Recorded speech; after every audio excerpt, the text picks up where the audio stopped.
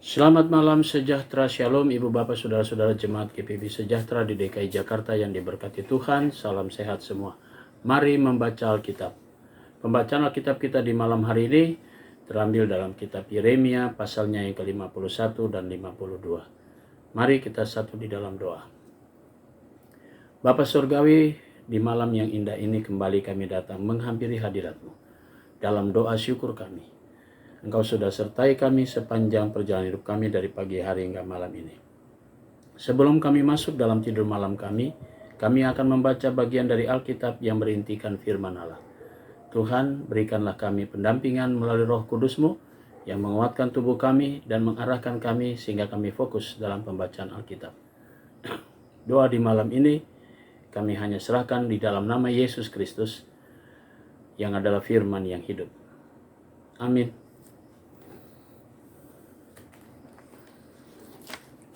Yeremia pasalnya yang ke-51. Beginilah firman Tuhan.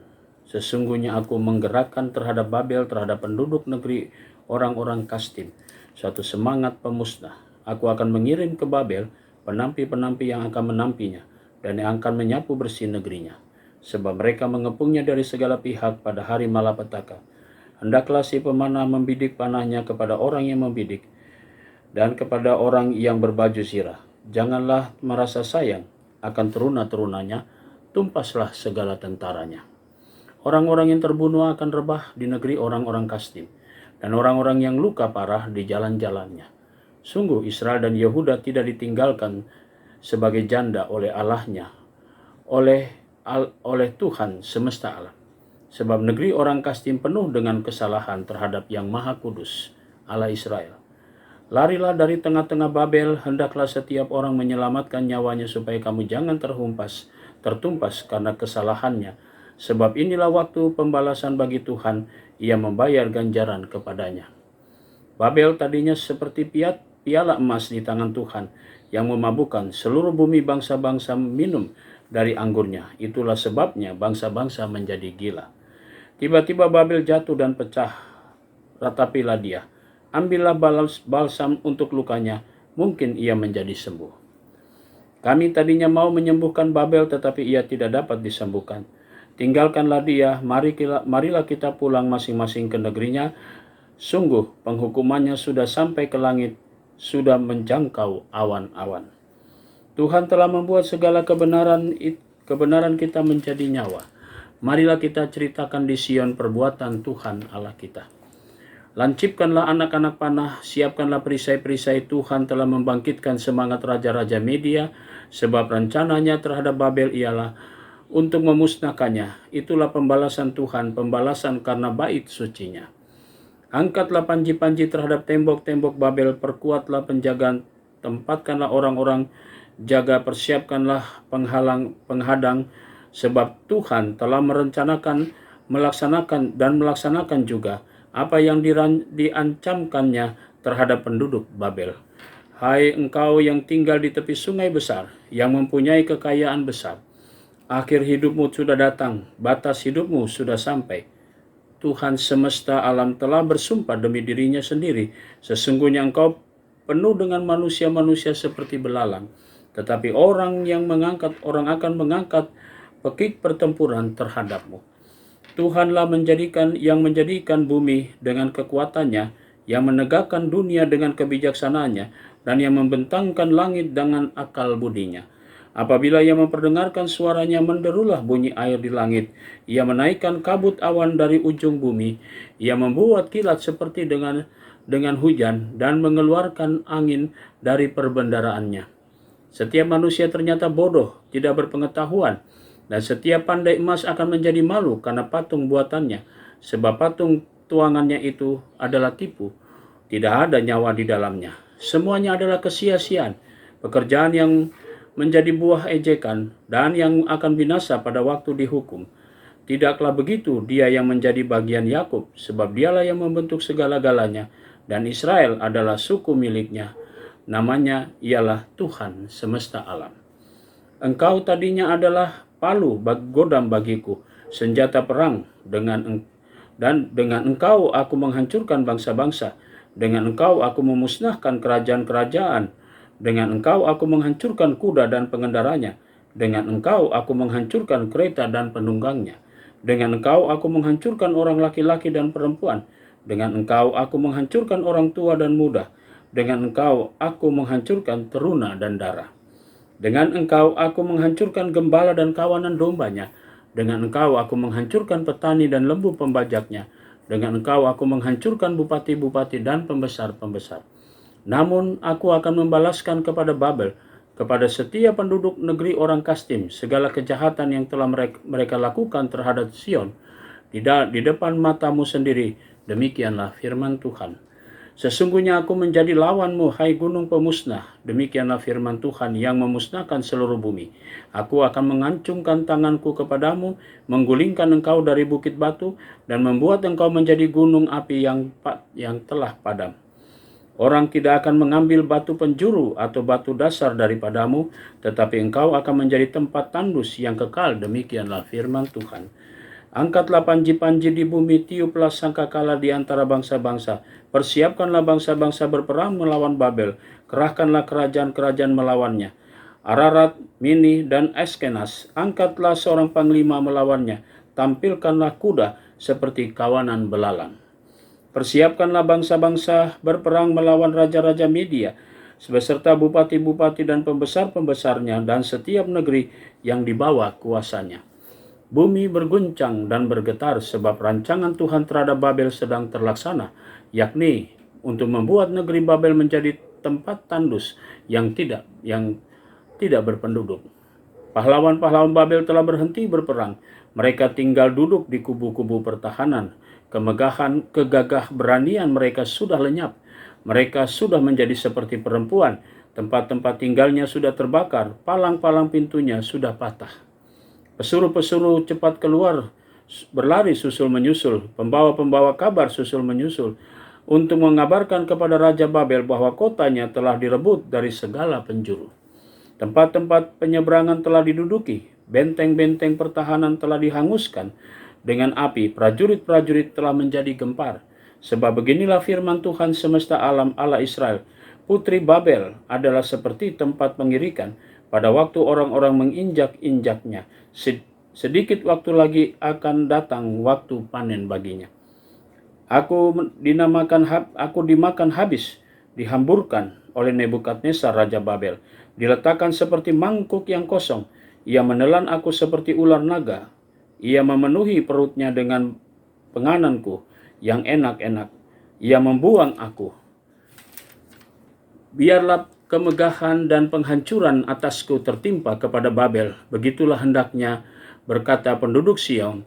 Biarlah darahku tertimpa kepada penduduk negeri orang Kasdim. Begitulah hendaknya, berkata Yerusalem. Sebab itu beginilah firman Tuhan. Sesungguhnya aku akan memperjuangkan perkara dan akan melakukan pembalasan untukmu. Aku akan mengeringkan lautnya dan akan menggersangkan sumber airnya. Babel akan menjadi timbunan puing, tempat persembunyian serigala-serigala, dan tempat kengerian, dan sultan tanpa penduduk. Sultan tanpa penduduk. Bersama-sama mereka mengaum seperti singa-singa muda, menggeram seperti anak-anak singa. Jika mereka merasa panas, aku akan menyediakan perjamuan bagi mereka. Aku membuat mereka mabuk supaya mereka menjadi pusing, dan jatuh tertidur untuk selama-lamanya. Tidak akan bangun-bangun lagi. Demikianlah firman Tuhan. Aku akan merebahkan mereka untuk dibantai seperti anak-anak kambing, seperti domba-domba jantan dan kambing-kambing jantan. Betapa sesaknya direbut, dan negeri pujian seluruh bumi diduduki. Betapa Babel menjadi kengerian di antara bangsa-bangsa. Laut telah naik meliputi Babel, gelombang-gelombangnya telah menderu, yang menderu telah melingkupinya. Kota-kotanya sudah menjadi tempat tandus, menjadi negeri yang kering dan padang belantara, negeri yang tidak didiami oleh seorang pun, dan yang tidak dilewati oleh seorang manusia pun. Aku akan menghukum dewa Bel di Babel, dan akan mengeluarkan dari mulutnya apa yang ditelannya. Bangsa-bangsa tidak akan datang lagi mengalir kepadanya. Tembok Babel pun sudah runtuh. Keluarlah dari tengah-tengahnya, hai umatku. Hendaklah setiap orang menyelamatkan nyawanya dari murka Tuhan yang menyala-nyala itu. Biarlah hatimu jangan kecut dan takut karena kabar yang terdengar di negeri. Apabila tahun ini datang kabar ini, dan tahun kemudian kabar itu. Apabila kekerasan merajalela di negeri, dan penguasa lalim melawan penguasa lalim. Sebab itu sesungguhnya waktunya akan datang, bahwa aku akan menghukum patung-patung Babel, seluruh negerinya akan menjadi malu, dan semua orang yang terbunuh akan rebah di tengah-tengahnya. Maka langit dan bumi serta segala apa yang ada di dalamnya akan bersorak-sorai tentang Babel, apabila dari utara datang kepadanya para perusak itu. Demikianlah firman Tuhan. Babel akan jatuh oleh karena orang-orang yang mati terbunuh. Di antara Israel sama seperti jatuhnya orang-orang yang mati terbunuh di seluruh bumi oleh karena Babel. Kamu orang-orang yang terluput dari pedang, pergilah, janganlah berhenti. Ingatlah dari jauh kepada Tuhan, dan biarlah Yerusalem timbul lagi dalam hatimu. Kami malu sebab kami telah mendengar tentang aib noda meliputi muka kami, sebab orang-orang asing telah memasuki tempat-tempat kudus di rumah Tuhan. Sebab itu sesungguhnya waktunya akan datang, demikianlah firman Tuhan, bahwa aku akan menghukum patung-patungnya, dan seluruh negerinya akan mengerang orang-orang yang luka tertikam. Sekalipun Babel naik ke langit, dan sekalipun dibuatnya kubu tak terhampiri di tempat tingginya, atas perintahku akan datang para perusak kepadanya. Demikianlah firman Tuhan. Dengarlah ratap dari Babel, dan kehancuran besar dari negeri orang Kasdim. Sebab Tuhan merusakkan Babel dan menghentikan suaranya yang besar, biarpun gelombang-gelombangnya menderu seperti air besar dan suaranya bertambah ribut. Namun atas Babel akan datang perusak, para pahlawannya akan terungkap dan busur-busurnya akan hancur. Sebab Tuhan adalah Allah pembalas, tentulah ia akan mengadakan pembalasan. Aku akan membuat mabuk para pemukanya, orang-orang bijaksananya, para bupatinya, para pembesarnya, dan jatuh tertidur untuk selama-lamanya.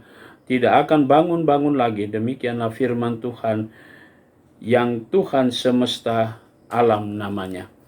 Beginilah firman Tuhan semesta alam. Tembok-tembok tebal Babel akan disamaratakan, dan pintu-pintu gerbangnya yang tinggi akan dibakar dengan api, sehingga bangsa-bangsa bersusah-susah untuk yang sia-sia, dan suku-suku bangsa berlelah untuk api saja. Pesan yang diberikan Nabi Yeremia kepada Seraya bin Neria bin Mahsisea, ketika Seraya pergi bersama-sama Zedekia Raja Yehuda ke Babel pada tahun yang keempat dari pemerintahnya. Seraya waktu itu adalah kepala perlengkapan. Yeremia telah menuliskan dalam sebuah kitab segenap malapetaka yang akan menimpa Babel, yakni segala perkataan yang tertulis di sini mengenai Babel. Kata Yeremia kepada Seraya, jika engkau tiba di Babel, maka ikhtiarkanlah supaya engkau dapat membaca segala perkataan ini. Dan katakanlah, Tuhan engkau telah berfirman dengan kota ini, bahwa aku akan melenyapkan sehingga tidak ada lagi yang diam di dalamnya, baik manusia maupun hewan, dan sehingga kota ini akan menjadi tempat tandus untuk selama-lamanya. Apabila engkau selesai membacakan kitab ini, maka ikatkanlah sebuah batu kepadanya, lalu lemparkanlah ia ke tengah-tengah sungai Efrat, sambil berkata, beginilah Babel akan tenggelam dan tidak akan timbul-timbul lagi, oleh karena malapetaka yang kudatangkan atasnya. Yeremia pasalnya yang ke-52. Sedekia berumur 21 tahun pada waktu ia menjadi raja, dan 11 tahun lamanya ia memerintah di Yerusalem. Nama ibunya ialah Hamatul bin Yeremia dari Libnah. Ia melakukan apa yang jahat di mata Tuhan, tepat seperti yang telah dilakukan Yoyakim. Sebab oleh karena murka Tuhanlah hal itu terjadi terhadap Yerusalem dan Yehuda, yakni bahwa ia sampai membuang mereka dari hadapannya. Sedekia memberontak terhadap Raja Babel. Maka pada tahun ke-9 dari pemerintahannya, dalam bulan yang ke-10 pada tanggal 10 bulan itu datanglah Nebukadnezar Raja Babel dengan segala tentaranya menyerang Yerusalem. Berkemahlah mereka mengepung dan didirikan merekalah tembok-tembok pengepung sekelilingnya. Demikianlah kota itu terkepung sampai tahun yang ke-11 pemerintahan Raja Sedekia. Pada tanggal 9 bulan yang keempat, ketika kelaparan sudah merajalela di kota itu dan tidak ada lagi makanan pada rakyat negeri itu, maka dibelah oranglah tembok-tembok itu. Mereka melihat hal itu, maka melarikan dirilah raja dengan semua tentara meninggalkan kota itu pada waktu malam melalui pintu gerbangnya antara kedua tembok yang ada di dekat taman raja. Sekalipun orang Kasdim mengepung kota itu sekeliling, mereka lari menuju ke Arabah Yordan. Tetapi tentara Kasdim itu mengejar raja dan dari belakang dan mencapai Sedekia di dataran Yeriko, serta tentaranya telah berserak-serak meninggalkan dia. Mereka menangkap raja dan membawa dia ke Riblah di tanah Hamat kepada Raja Babel yang menjatuhkan hukuman atas dia. Raja Babel menyuruh menyembelih anak-anak Sedekia di depan matanya, dan semua pemuka Yehuda disembelih di Riblah. Kemudian mata Sedekia dibutakannya lalu dibelenggu dengan rantai tembaga. Kemudian Raja Babel membawa dia ke Babel dan menaruhnya dalam rumah hukuman sampai kepada hari matinya. Dalam bulan yang kelima pada tanggal 10 bulan itulah tahun ke-19 pemerintahan Nebukadnezar Raja Babel. Datanglah Nebukadnezar, kepala pasukan pengawal dan yang melayani Raja Babel ke Yerusalem. Ia membakar rumah Tuhan, rumah raja dan segala rumah di Yerusalem. Segala rumah orang-orang besar dibakarnya dengan api. Segala tembok sekeliling kota Yerusalem dirobohkan di antara Kasdim yang ada bersama-sama dengan kepala pasukan pengawal itu. Sebagian dari orang-orang yang paling lemah dan sisa-sisa rakyat yang masih tinggal di kota itu, dan pembelot-pembelot yang menyeberang ke pihak Raja Babel, dan sisa-sisa para pekerja tangan diangkut ke dalam pembuangan oleh Nebukadnezar, kepala pasukan pengawal itu. Hanya beberapa orang miskin dari negeri itu ditinggalkan oleh Nebuzaradan, kepala pasukan pengawal itu, untuk menjadi tukang-tukang kebun anggur dan peladang-peladang. Juga tiang-tiang tembaga yang ada di rumah Tuhan dan kereta penopang dan laut tembaga yang ada di rumah Tuhan dipecahkan oleh orang Kasdim, dan seluruh tembaganya diangkut mereka ke Babel. Kuali-kuali, penyodok-penyodok pisau-pisau, bokor-bokor penyiraman dan cawan-cawan, dan segala perkakas tembaga yang dipakai untuk menyelenggarakan kebaktian diambil mereka. Juga pasu-pasu, perbaraan, bokor-bokor penyiraman, kuali-kuali, kandil-kandil, cawan-cawan, dan piala-piala, baik segala yang dari emas maupun segala yang dari perak, diambil oleh kepala pasukan pengawal itu. Adapun ke-12 tiang laut yang satu itu dan ke-12 lembu tembaga yang ada di bawah kereta penopang yang dibuat oleh Raja Salomo untuk rumah Tuhan, tiada timbangan tertimbang tembaga segala perkakas ini.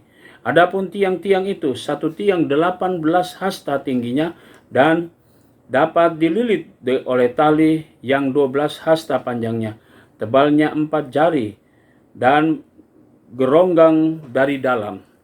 Di atasnya ada ganja dari tembaga, tinggi ganja yang satu itu 5 hasta, dan jala-jala dan buah-buah delima ada di atas ganja itu sekeliling, semuanya dari tembaga. Dan tiang yang kedua seperti itu juga mengenai buah delimanya. Buah delima, ada 96 buah delima yang merupakan gambar timbul.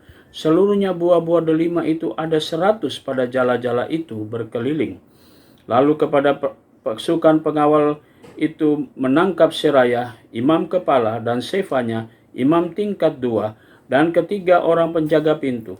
Dari kota itu ditangkapnya seorang pegawai istana yang diangkat mengepalai prajurit-prajurit dan 7 orang pelayan pribadi raja yang terdapat di kota itu. dan panitera panglima tentara yang mengerahkan rakyat seperti menjadi tentara, dan 60 orang dari rakyat negeri yang terdapat di tengah-tengah kota itu. Nebuzaradan, kepala pasukan pengawal, menangkap mereka dan membawa mereka kepada Raja Babel di Ribla. Lalu Raja Babel menyuruh membunuh mereka di Ribla di tanah Hamat. Demikianlah orang Yehuda diangkut ke dalam pembuangan dari tanahnya. Inilah jumlah yang diangkut ke dalam pembuangan oleh Nebuzaradan dalam tahun ke-7, 3.023 orang Yehuda. Dalam tahun ke-18, zaman Nebukadnezar, 832 jiwa dari Yerusalem. Dan tahun ke-23 zaman Nebukadnezar diangkut ke dalam pembuangan oleh Nebuzaradan, kepala pasukan pengawal, 745 jiwa orang Yehuda, seluruhnya berjumlah 4.600 jiwa.